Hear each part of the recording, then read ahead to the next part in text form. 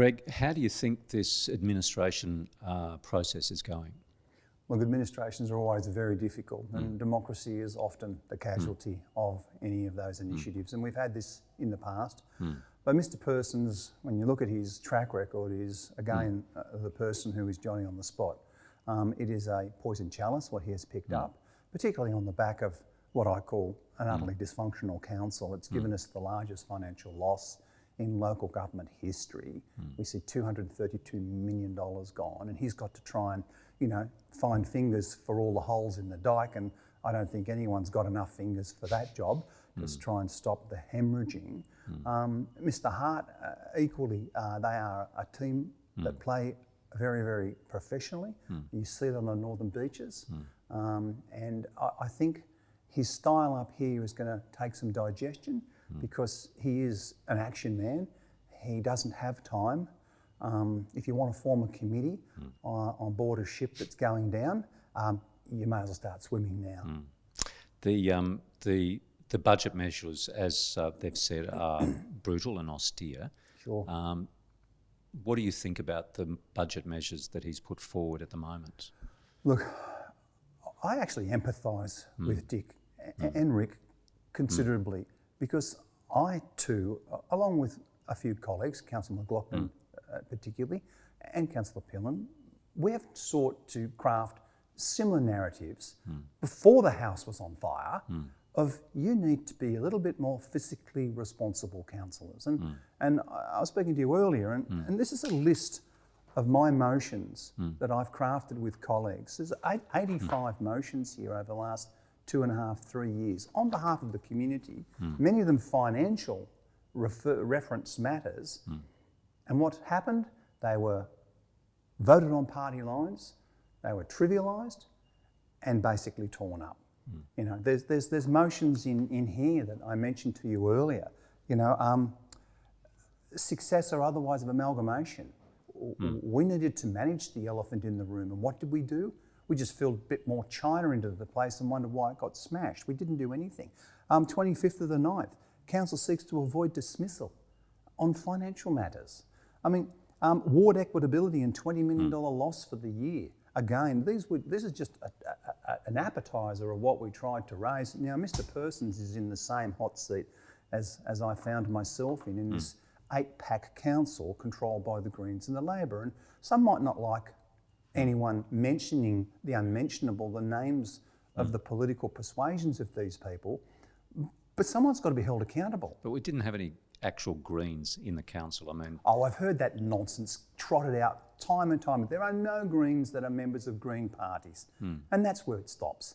There are people in the council that are fluoro-environmentalists. Now, they would have us believe that we, the public, need to be lectured to and made feel pretty uncomfortable that whatever we're doing for the environment is not enough. What Wyong did for the environment was an absolute plethora of good activities. We had finances to buy lands, to take on wetlands, to manage weed infestations, to fund local land care, coast care, dune care groups. So are they in a legitimate group in council? And what has this council been able to achieve? A $232 million loss, and the environment is out to pasture. We have got no money to try and save work, manage the environment. You cannot fix the barrier reef with no money.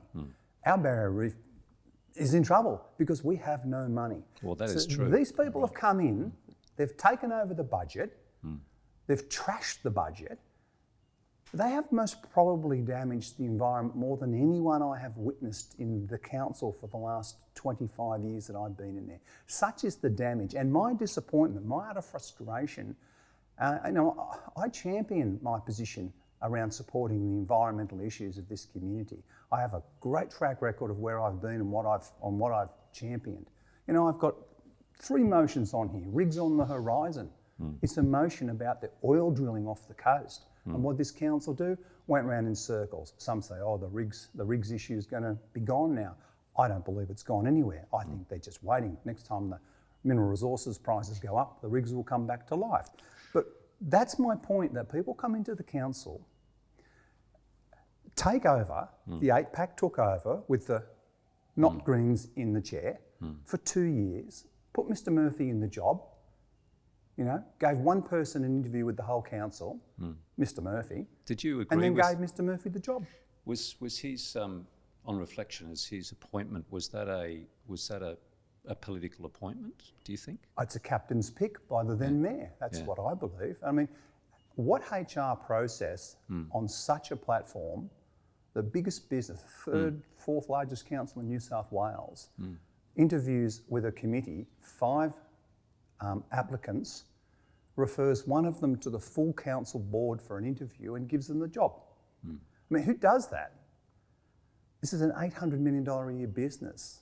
And I think it's not something that we should personalise to Mr Murphy. Genuinely a nice guy, don't get me wrong, a good family man. But local government should learn from this, not just the council. The structure we need to get to structure, we need to get to helicopter, we need to get space shuttle view on this damn thing.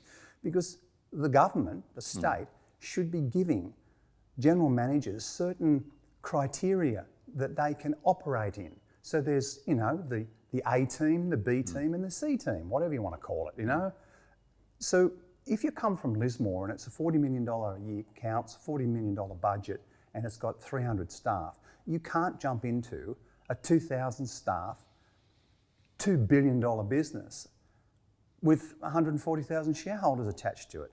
Now, states should have a control, and the general managers should basically earn their stripes as they go through their career path. Do you think where we're at is a result of that, let's just say it, low levels of competence, to be frank? I mean, where we're at now... Confidence, you said, or competence? Competence. Low levels of competence from whom? From the councillors and the senior staff.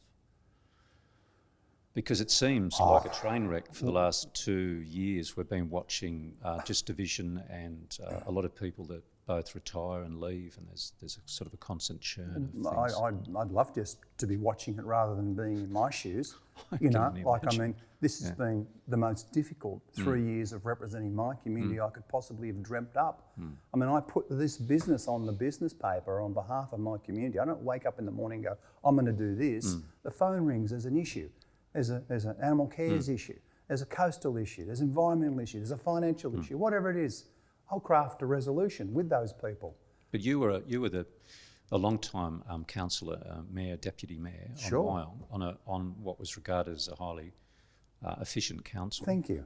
Great partnerships, But you also were in control of the council a lot of the time and had a lot done. Is this the result of not being in power or being in conflict with the group of people that have the power? It's quite sad for our listeners that are viewing onto this where we talk about power and control. This is a damn council trying to represent its community, and therein lies the essence of the problem. Those that are listening, if you have any chance to affect and infect your state people with some thinking, they've got to strip out of council the politics. Absolutely. When I go to the chamber, this hand goes up without fear or favour, regardless of the politics. I mean, whoever's got the chequebook, I'll make an admission here. Whoever's got the chequebook, whoever's in government, whether it's Mr Crouch or it's Mr Harris or it's whomever, they are my new best friend when they get the chequebook, when they win government. And the other guy is just a barking dog. No disrespect, but that's all they can do is bark. They're not able to hold on to the chequebook. So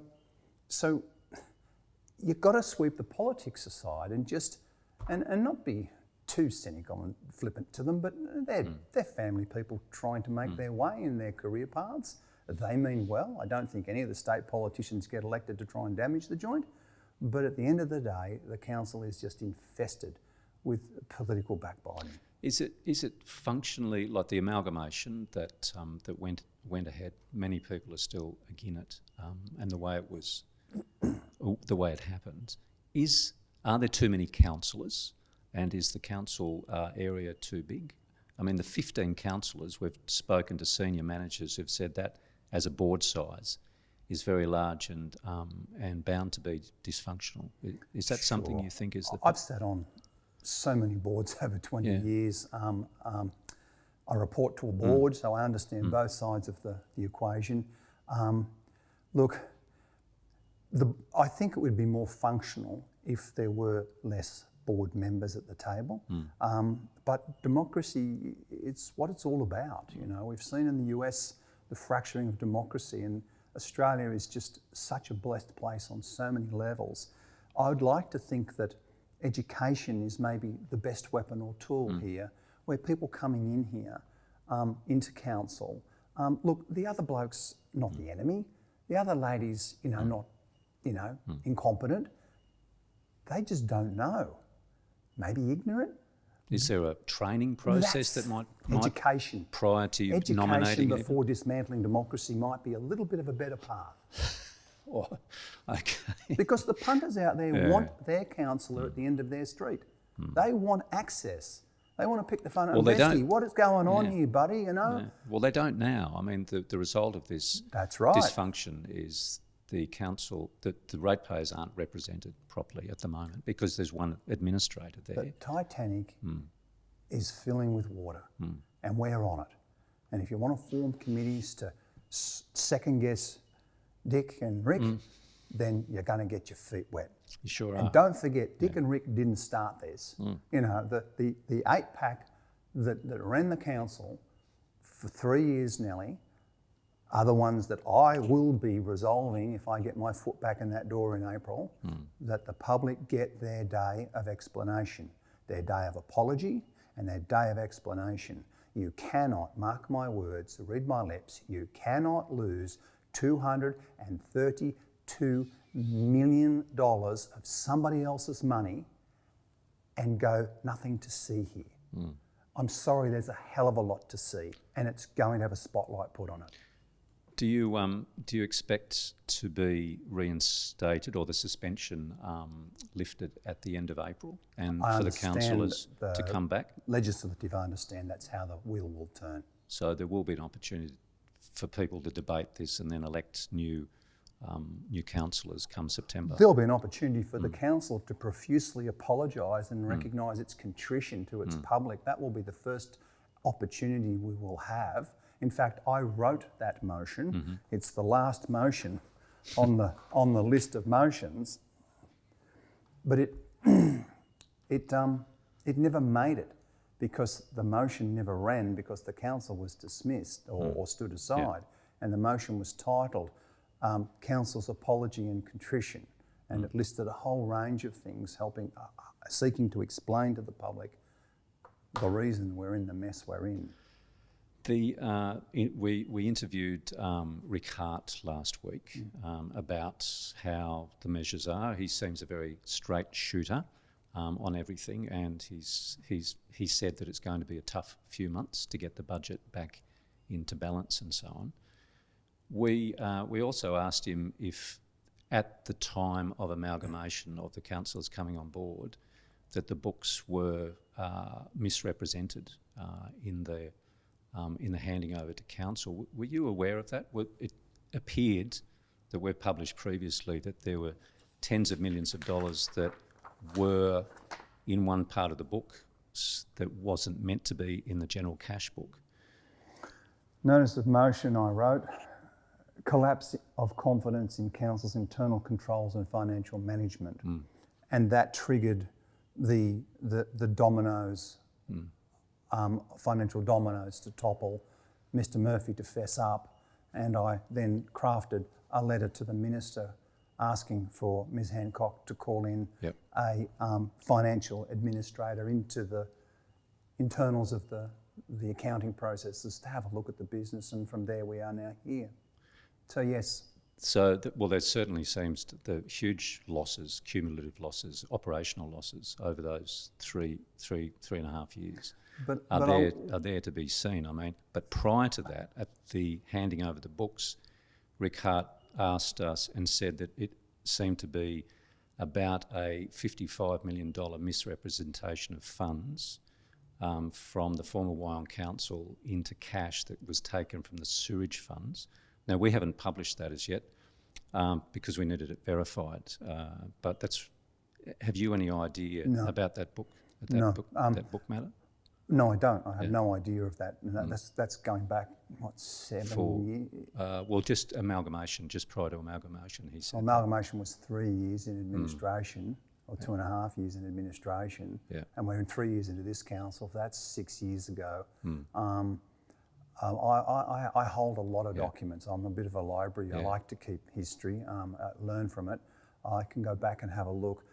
However, regardless of that potential, the administrator handed over the council with a $65 million profit or black. Budget, yeah. 65 million. So we've got $65 million start.